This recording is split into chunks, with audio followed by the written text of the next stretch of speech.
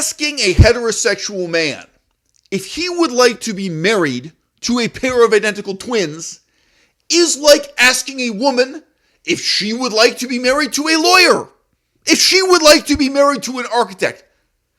Have you ever met an architect? Have you ever eaten lunch with an architect? Or have you ever been in love with an architect?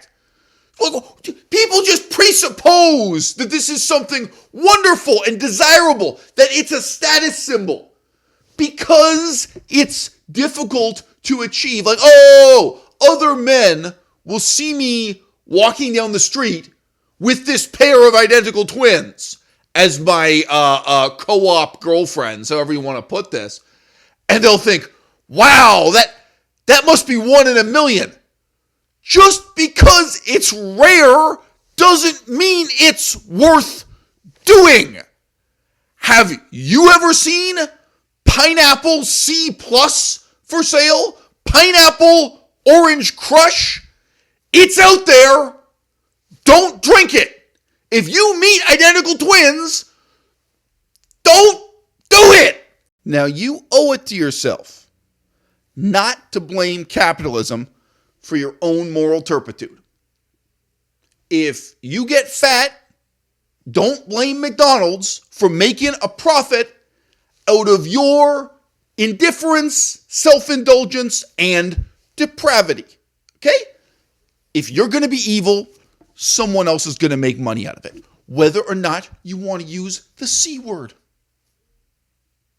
Now, suppose hypothetically, you were on Google image search looking for images of the Peters twins, who are two Barbie doll type blondes on Instagram who wear bikinis. Nothing too upsetting to the normcore sensibilities of our time.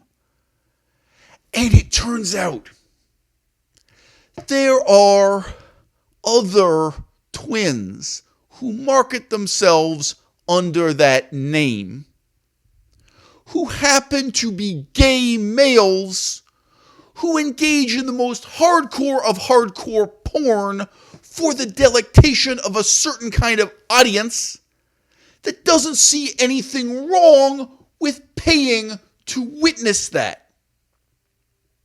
Now, we've all been brainwashed by pornography on the internet to some extent.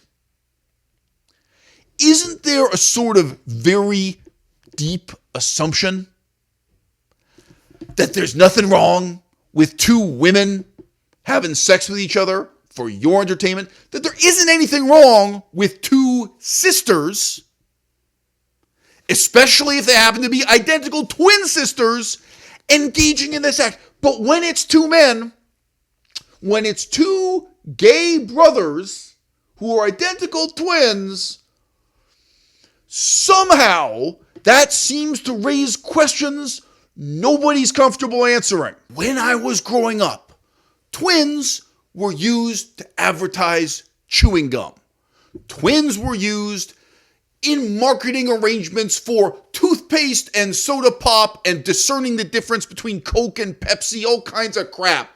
And then there was that whole tawdry reality TV dating show thing. They stuffed in as many twins and triplets to that as they possibly could. They had this strange charismatic quality as a marketing gimmick. And then, step by step, with the proliferation of the internet, the twins became the packaged product themselves. Now, my relationship with the pizza delivery boy, do I come to that with expectations based on hardcore pornography I've seen on the internet? My relationship with the real estate agent. Do you think I should let hardcore pornography inform my expectations? So why the fuck would you let your personal relationships with a pair of sisters who happen to be identical twins be in any way shaped or guided or formed by what you've seen in hardcore pornography on the internet? Only when you actually sit down and have coffee with these people, have lunch, whatever you people do, only when you're sitting with them face to face to face do you realize you're dealing with a strange subset of the population that grew up without ever learning how to share the Lego. We have had an African American president of the United States. You may not know this. We have had one indigenous American vice president of the United States. We have had women as the leaders of many countries around the world. There has never been an identical twin elected president of the United States, and there never will be. And I'm going to tell you why right now. Go to the gym. Beautiful young woman. We talk about this and that. I see her again a week later. She has no memory of ever having met me before. Now, I've seen enough soap operas to have a totally distorted, unscientific sense of what amnesia means and how it works. But you can imagine, I'm puzzled. And the thing is, she's wearing exactly the same clothes the second time I met her as she was the first time. Nothing wrong with that. Nothing wrong with that. If you go to the gym, you don't need 6 different outfits. It's fine, okay? You don't need to use 6 different machines or lift 6 different types of weights. Whether or not it's out of poverty, wearing the same outfit back. After a few minutes, she figures out what this must be. She says, "Oh, you must have talked to my sister." They were identical twins sharing one and the same gym membership. And I'm trying to keep it lighthearted. Like, we're all just having a good time. I don't want to get into, the vicissitudes of good and evil and the long-term psychological consequences of people who grow up with this kind of fraud. Just, you should have known us when we were teenagers. We would buy one ticket to the movies and then switch it up and share. We'd wear exactly the same clothes, go to the movie theater, buy one ticket, go in, and make sure they recognize you. And then it's I just came out to have a phone call with my mom or smoke a cigar. There's some reason why I had to go out and come back in, but it's not the same girl coming back in. Rock concerts, stand-up comedy shows, any kind of event with one of those expensive necklaces with their, the proof of purchase. These girls had grown up with this kind of fraud as if they were entitled to it as a birthright. That is why you will never have an identical twin as the president of the United States. Now let's take a step back here. Let's look in the mirror. Let's just indulge in some hackneyed idiomatic expressions for asking ourselves what the fuck is going on in our lives. Why would it be better to have sex with 2 women who resemble each other rather than 2 that are wildly different?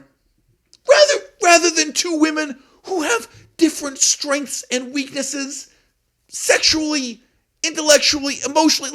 Okay, really, if you go through the hell of putting up with these terrible people, these 2 terrible people who never learned to share their remote control watching TV, and now they're supposed to set aside those decades of recrimination and share your dick.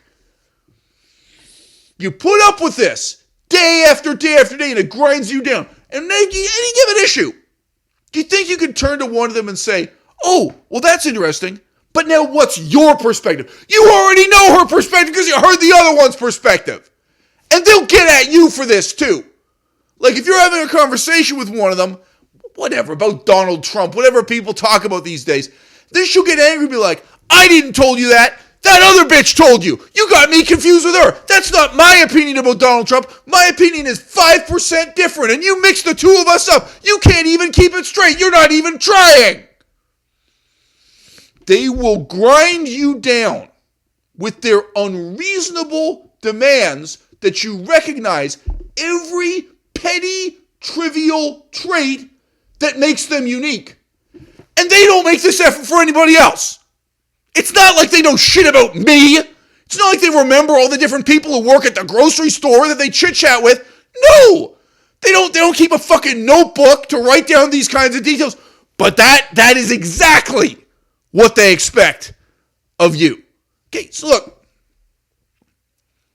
I am not saying all identical twins are terrible people. I am not saying all architects are assholes. I'm just saying we have this preconceived set of assumptions that is going to be wonderful if we can get into this high status relationship with a high status person, or in this case, like a high status two-headed monster, frankly. Okay? But another person's status is never going to drag ours up. It's only ever going to oppress us and put us down.